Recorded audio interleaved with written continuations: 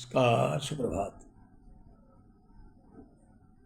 जैसे ही सुइयाँ बजती हैं साथ की, हमें आ जाती है याद आपकी।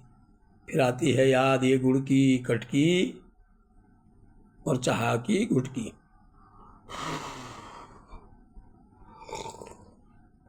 हाँ हाँ हाँ।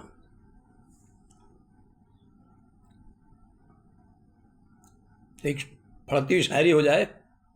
यहाँ पर लोग गिनते हैं खूबियाँ अपनी, यहाँ पे लोग गिनाते हैं खूबियाँ अपनी। एक मैं हूँ जो अपनी कमियाँ तलाशता हूँ। एक और सुनो। कितना खौफ होता है रात के अंधेरों में, कितना खौफ होता है रात के अंधेरों में। पूछो उन परिंदों से जिनके घर नहीं होते। इसी बात पे गुड़ की कटकी और चाय की गुटकी।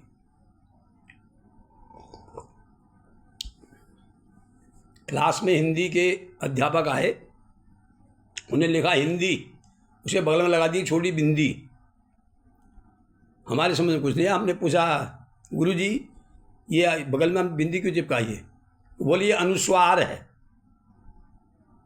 हमने कहा गुरुजी ये अनुस्वार क्या होता है? हमने सोमवार सुना, मंगलवार सुना, बुधवार सुना, शुक्रवार सुना, गुरुवार सुना, ये अनुस्वार क्या होता है?